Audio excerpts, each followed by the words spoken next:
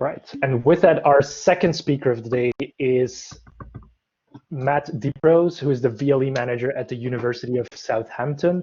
And if I remember correctly, the first time Matt and I met in person was actually at the opening reception of TLC 2017 in Milan.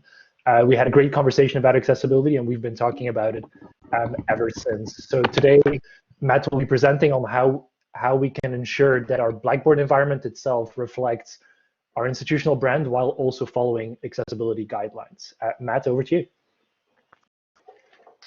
Thank you so much, Nicholas. And it really is an honor to be presenting in between two colleagues I really respect an awful lot, Sandra and Lillian. So thanks for having me here. I'm just pasting in a link to a website, which is at the bottom of all of the slides.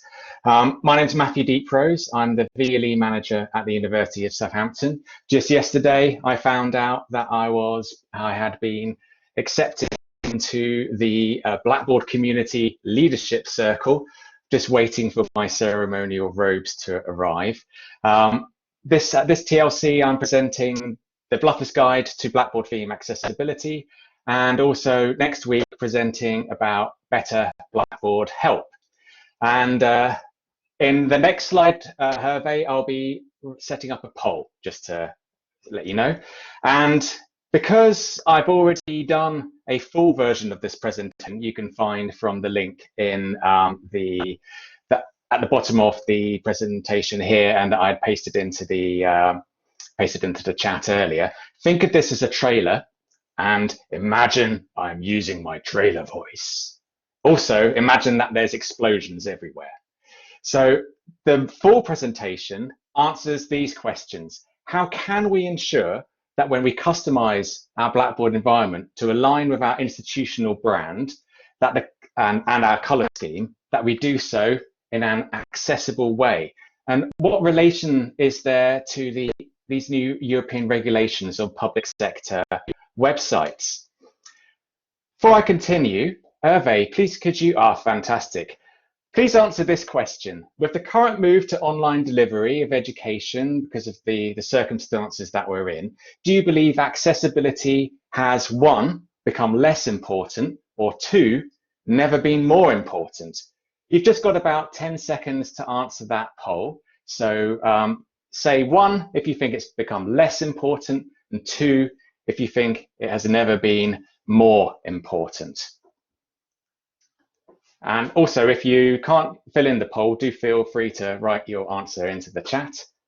And probably, Hervé, we can, fantastic. Well, 111 said never been more important. That's wonderful. Thank you very much, Hervé. You can stop the poll now.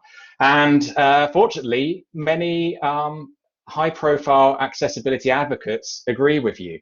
And in the website, when you follow the link and you go to the section of that website for this presentation, I've added lots of links to current related news, which kind of echoes that point. And just yesterday, there was a very interesting survey released, and the report is on the is also on the website that I've added the link to. But just to pull out a couple of details I thought were quite relevant, 62% say they have experienced or increased awareness about accessibility and its importance, and more than 1/3 had heard that users with disabilities had experienced increasing difficulties accessing services. So it is really important that we make sure that our environments are accessible. And this presentation, it builds on last year's presentation, Bluffer's Guide to Theme Customization, which I gave with Esther Munoz from eLearning Media and my colleague Sam Cole, who is now at a new role at Falmouth University. Since we gave that presentation, we've now done around 1,700 lines of customized CSS for our theme. I've been doing a lot of research about these regulations, and as an aside, if you are interested in what I've been doing on our Blackboard environment, I have a blog post. Let me show you my Blackboard, a tip of the hat to Chris Boone's Show Us Your Blackboard long-running forum thread on the community site, so you can see what sort of things I've been up to. In terms of what's in scope of this presentation, we're mainly going to be talking about the original Blackboard experience with the 2016 or 2012 theme. But when you watch the full version of the presentation, you'll find a lot of the information that I share of interest if you're Blackboard Ultra or related to other websites that you manage as well.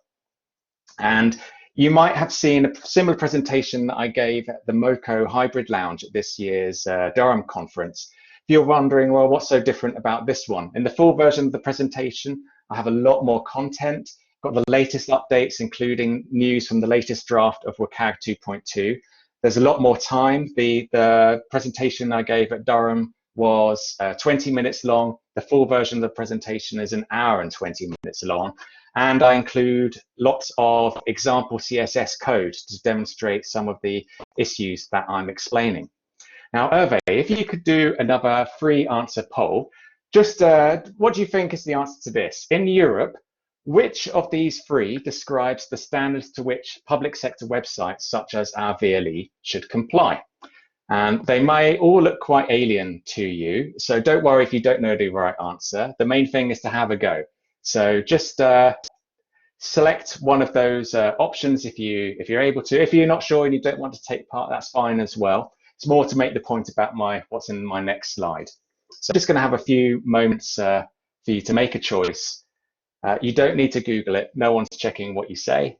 And I think, Hervé, you could probably stop that now and show the results. So quite a spread, quite interesting.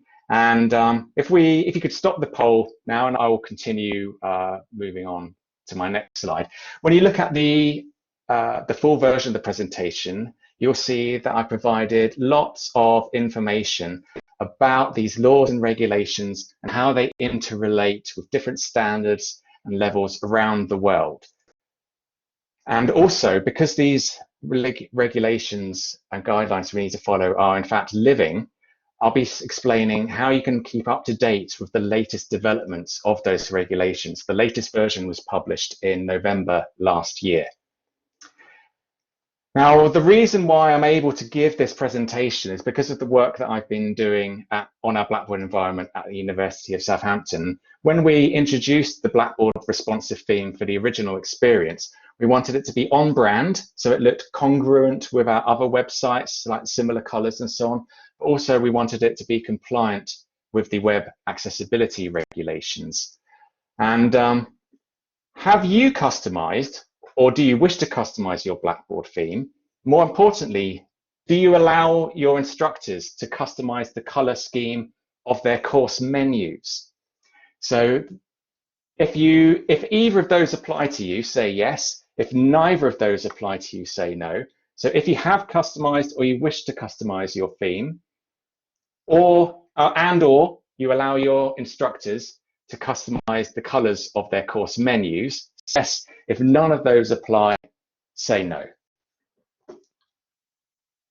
And if you're not sure, don't worry too much. Just to say, I'm not looking at the chat, so I don't get distracted. So I'll answer any questions in the chat later on. And Hervé, when you feel ready, fantastic. So yeah, the majority have either customized their theme, wish to, or allow their instructors to customize the course menu color scheme. And the particular reason why I wanted to ask you that is if you could close that now for me, Hervé, and that's the last poll. Thank you ever so much for your help. If you allow your instructors to customize the theme, to customize their course menus, it's almost inevitable that you will need to customize your theme in order to align with accessibility regulations, because the default or standard inbuilt hover color in the menu is purple and the focus color is purple. And our default course menu color scheme is a white background, and the purple color has a low contrast ratio, just echoing what Sandra had said earlier about good contrast. So if you want to have the highest amount of accessibility, this is something that you will need to consider. And I have provided lots of information about how we deal with that in the full version of the presentation. And in that full version, there's just some examples where I show you the kind of detail that I'm going into, explaining different aspects of the regulations and providing CSS examples that will explain how we deal with this, and also showing you the type of complexity when you really go down the rabbit hole, trying to make everything as accessible as you can, which is what we had done.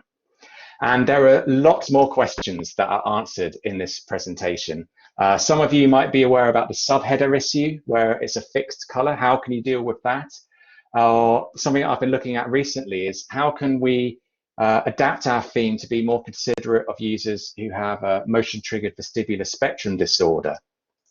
And in true trailer fashion, there is much more. And just a shout out for the supporting website. I put the link in the chat. And the full version of the presentation is on YouTube, all ready for you to go. And I've added an index where you can see, you can pop direct to different parts that you are interested in looking at. I'm hoping that this will be a resource that will be of use long after our TLC for this year is over. And as a reminder, all of those links that I've put in are on that supporting website. And this is all linked to from the Ultra course as well. And next week, tune in on Thursday, 28th of May for my presentation, Better Blackboard Help, where I will be demonstrating a new approach for the original Blackboard Learn experience. We're providing proactive assistance to staff and students at the right time in the right place. And for us, this has resulted in significantly higher engagement with our own institutional support resources.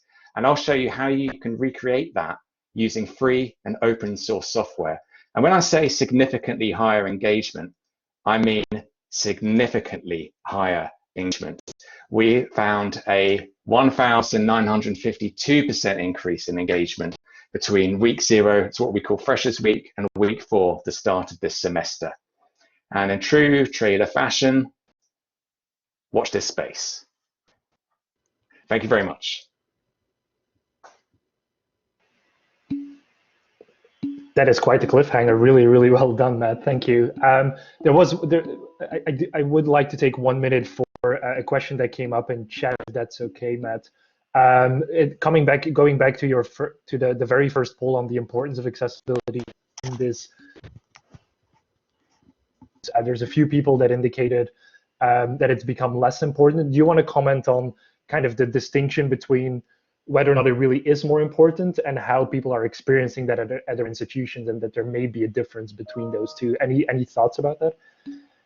Yes, well, I can definitely see it on both sides, because you could say, look, we need to get everything online.